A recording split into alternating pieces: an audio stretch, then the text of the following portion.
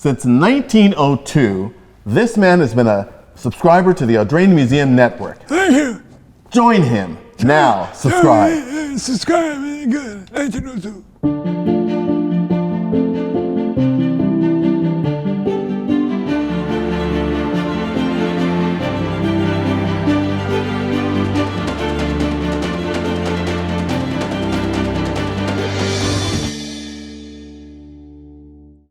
Hello, and welcome to this exhibition highlights video of our show, History, Luxury, Sport, Automobiles in Newport.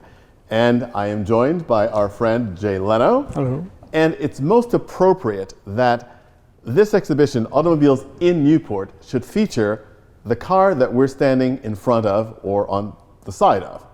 This is a 1907 Renault Type AI 3545 horsepower, which was ordered new by Willie K. Vanderbilt. And Jay and I had the great pleasure of bringing this car back to a place where Willie K. lived, the great mansion Marble House here in Newport. Let's take a quick look at that video. This car is 1907.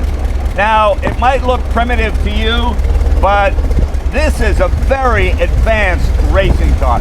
Don't forget, the average human never probably went more than 10, 12, 15 miles an hour in his life. Maybe. Hi, guys!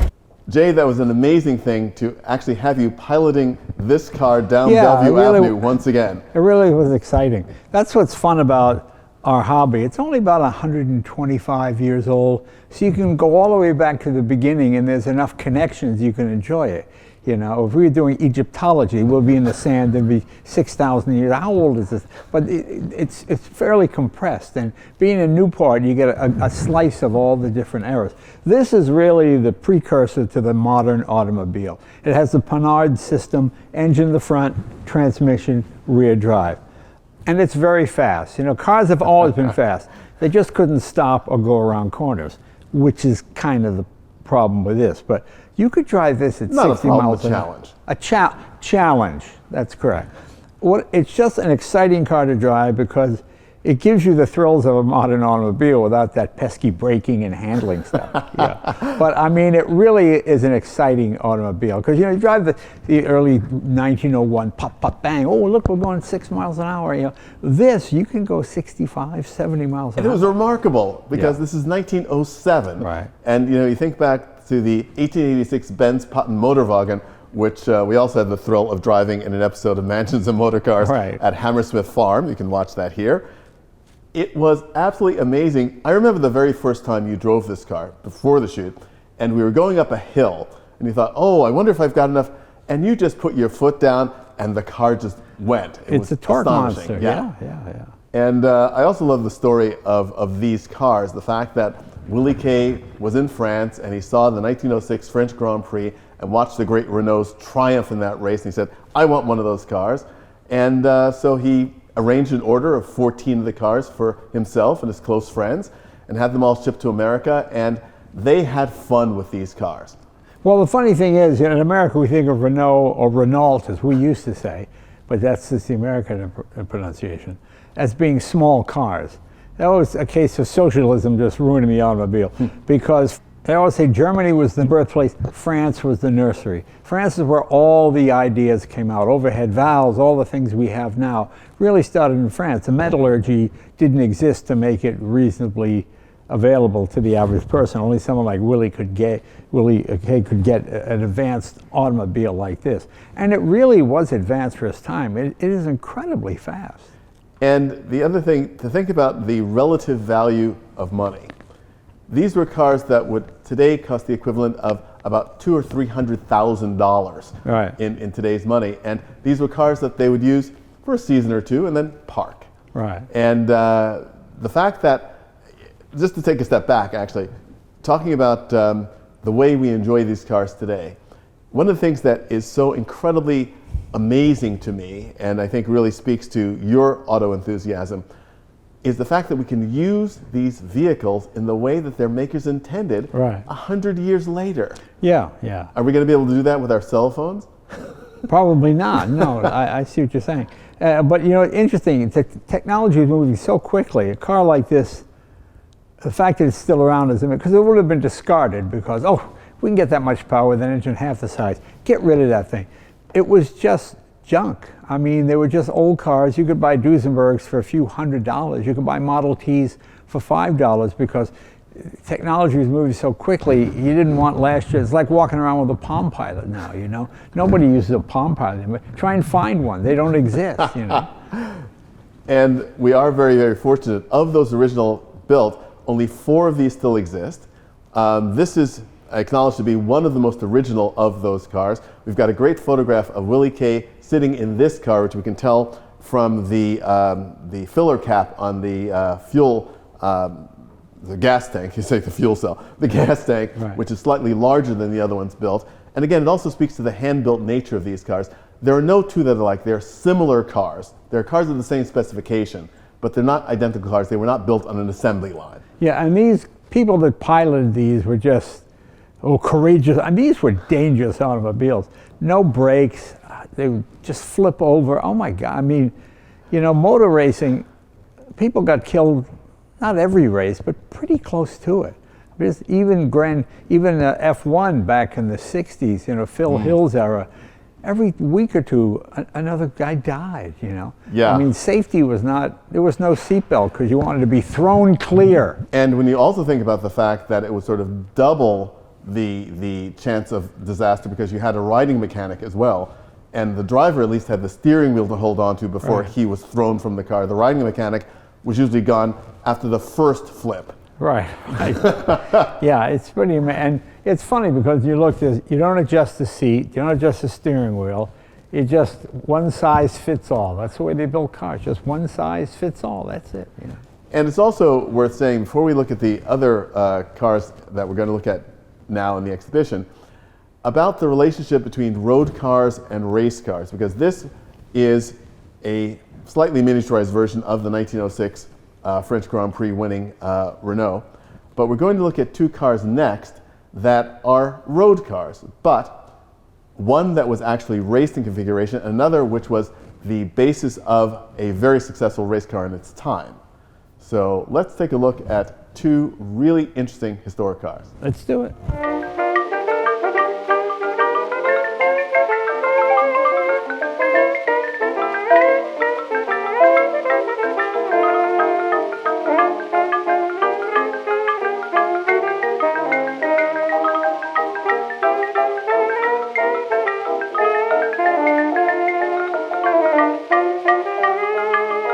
So Jay, back in this period, there wasn't this sharp delineation between competition cars and road cars as exists today. You are sitting in an extraordinary car, this 1902 Mercedes Simplex, which is one of the earliest Mercedes Simplex cars known to exist, and certainly the earliest in the United States. And this is a car, you're sitting in it in a nice, I guess this is a Roi de Belge four-seater configuration, but the rear seats come off, that part of the body comes off, and this car was a fearsome competition car in its time. Yeah, you know, there really were no car magazines yet, so you read about this in Scientific America. This would be an Edwardian scientific instrument. It just so many, it looks so incredibly complicated, but it's really not. These are Oilers, just Oilers drips down, so you can see that each part of the car is being lubricated, in this case the engine here.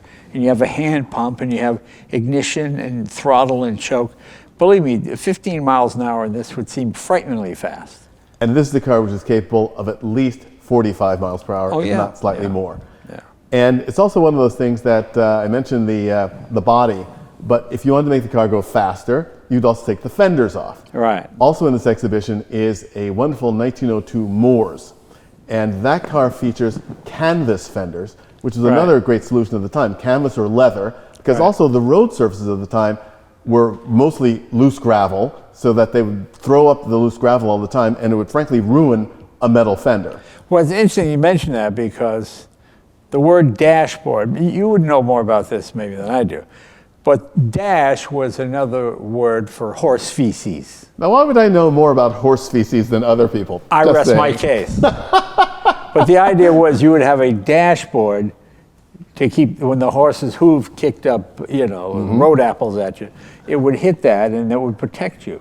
So it was just carried over to the car. Plus, you notice this has a faux wood look to it. It's mostly metal, but I don't know if they did this in period or not, but it's meant to look like wood because, again, wood crafting, cabinets, that was a sign of, boy, look at that, beautifully made furniture. They had beautifully made furniture for hundreds of years. So you take that beautifully made furniture and you put an engine in it and you roll down the street.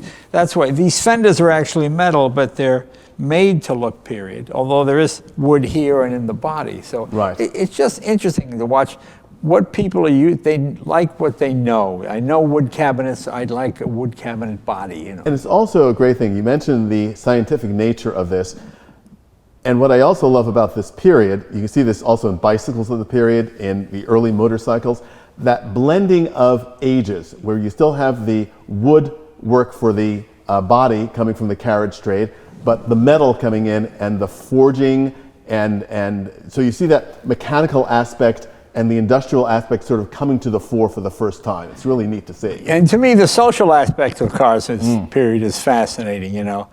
Like a lot of doctors believe if you could reach the speed of 60 miles an hour, you wouldn't be able to breathe because the air hitting your face, which kind of made sense, you know. I mean, well, it is. If you're driving in a car like this and the air is hitting your face at 60 miles per hour and you're not wearing goggles, and it is difficult. Yeah. You're not going to pass out. It's not as if you're in a... No, but they didn't know. Yeah. You know, I mean, I like to collect early automobile magazines, and I have one from like 19. Would a Christian drive an automobile? I think not, says the Reverend so-and-so, because of the very nature of traveling and meeting strange women and doing things that would be inappropriate. Yeah, I had all these reasons why an automobile would not be driven by a Christian, because you would do horrible things, terrible things you do with it. You know? The automobile as a part of social change is immense. I mean, literally, people went from being able to travel totally freely, you know, without the schedule of a train.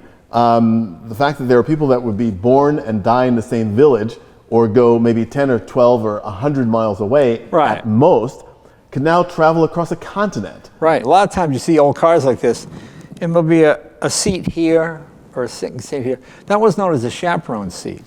Like in America, especially in the South, to prove you were a good Christian car dealer, when you sold a two-seater car, you would have a chaperone seat installed. Because when you courted a woman in those days, you would go to the woman's house, you and the woman and their parents would sit in the living room, and that would be your date. In the parlor. In the parlor, that would be your date, and you talk. The idea of taking a woman away from her home and her brother or her father was almost unheard of. But that's what CADs did back in the day. You'd take the woman out and then claim the car broke down or whatever it might be. And that's how you became a mechanic. Right, exactly. Exactly. You knew what to fix on the car so that it conveniently broke down on a date. Yeah. Well, I just love that whole era because people were so gullible. They used to sell a kit to convert your car to run on water. And they would fill the gas tank with water and drive down the street, but having hidden gas tanks in the frame with gasoline in it, and then sell the blueprints to people, thinking their car could run on water. You know, but if you think that's naive, I remember in the 80s when AIDS came along. There are people in LA going door to door selling AIDS spray. You'd spray it on windows and doors, and it would kill. And they arrested the guy, but he sold a couple of $1,000s worth. You know what I mean? When something is new, people are suspicious and they don't know, and they can be extremely gullible. And the car was one of those things where, you really take people for a ride. Well, I think especially as the car went from what we are seeing in some of these early cars, very much the plaything of the wealthy, this car, incredibly, was ordered at the equivalent cost of $1.4 million. Yeah. And it was, again, thinking about the performance of this car and the construction of this car, it was absolutely remarkable. And it's not surprising that the early automobilists like Willie Kay were people that were interested in competition, because it was sort of a thing to do. It was like steeplechase riding or you know. Well, I get that. It was new technology. When Edison invented the light bulb, they were $2 to $5 a piece when people made $10 a week. So you could buy maybe 2 light bulbs. That was A year. Yeah, that's right. And so the idea, by the time you figure out how to manufacture things and get the cost down and volume and all that kind of stuff. So these early cars were extremely, extremely expensive. And we talked before about the Renault, the association of Renault being in most Americans' heads as that of a very small car maker, or rather a maker of small cars, etc. The car right next to this Mercedes Simplex is a Fiat. And people think, oh, Fiat's are tiny little cars that run around. If they know anything about them, the modern Cinquecento or the Cinquecento from the 1950s and 60s. This is a 1911 Fiat Tipo 6, Type 6. And again, we also drove this car in an episode of Mansions and Motor Cars. And this is a really interesting car because it's wearing this very elegant body by Holbrook. I think you have a Holbrook-bodied Simplex. That's right, another American manufacturer. Yeah. Exactly. And Fiat also found a very large market in the US during the early part of the 20th century. And this car, this is the second body this car wore. Its original body was made by a piano maker and was a very simple body with angled fenders because the owner went racing in it. Oh, okay. Was that a Steinway? Steinway. Yeah, Steinway. Yeah, that's right. I remember that. Yeah. And so it's quite remarkable. This body actually that he put on the car later to go touring was originally fitted to a Simplex. And that was the other thing that's so interesting about this period of time as well, the interchangeability of bodies. You know, we think about a lot about today original drivetrain matching numbers and all this. Back in the day, you could change the body just for your own personal style and taste. People had winter bodies and summer bodies. And it's really fascinating to see this car because it has such incredible presence as a touring car. It's hard to imagine this as a race car. And that's the fun thing about New England. There's a lot of this stuff still hidden away. You know, in California, things get used for a few years and then you throw it away and they tear it down. They put, you know, it just changed. It's like when I go back to my high school, although they're not there anymore, but until I was in my 50s, the teachers I had were still teaching in the same classroom. You know, so you find these things in the New England area. You know, I had a man show me his Jaguar in 1959. I went back a couple of years ago. It's parked in the same barn, the same car. It's still there. You know, New England, there's just that you put things away, and maybe you come back in 15 to 20 years. Oh, it's still there, you know. Yeah, it's a very good point. It's also, I think, a reference of history and what history is. I'm a native New Yorker, spent my entire life in the Northeast, except for a decade living in Southern California because I just had to be closer to you, Jay. Right. Then I came back east, because I'd been close to you for 10 years. Right. I'm just kidding. But the spirit of, you know, especially a town like Newport, I mean, founded in the 17th century. So the idea of a car from 1910 or 1901 or 1902 is, yeah, okay, fine, we get this. When you realize what California was like in 1911, and certainly in 1902, there's not a surprise that there are not a lot of cars of this vintage in California, or if they were used there, quickly people looked for more modern conveyances as the roads improved. You know, one of my favorite scenes in a movie is a movie called The Wild Bunch. And it's a Western, and it takes place just about the end of the 1800s, early 1900s. And the guys riding on horses and they're shooting, there's gunfights. And there's one point where they're old men and they're sitting in front of the saloon and it's flat. And a horseless carriage goes by and they go, what is that? I mean, they couldn't figure out how it moved, how it got there, and you realize it was just the end. What a great way to show the end of an era. Just these guys with their horses and their 6 guns. Sorry, guys, we're moving on. It is so great that you brought that story up because there was another great image, which we will insert here, of us driving the Benz Patten Motorwagen at Hammersmith Farm. And we drive by in the car, and there's a field of horses running by. It's like that perfect 1886 moment, you know? This is now, that's the future. It's an amazing thing. So, see, we made it happen. We just live history. That's right. That's what we do. That's right. And so, thank you very much for joining us here for this exhibition highlights video. Thank you very much, Jay. Yeah. And we'd like to welcome you back here in the gallery, or here in the Audrain Museum Network, or in the Bloomberg Connects app to see more about the Audrain Automobile Museum. Thanks for joining us.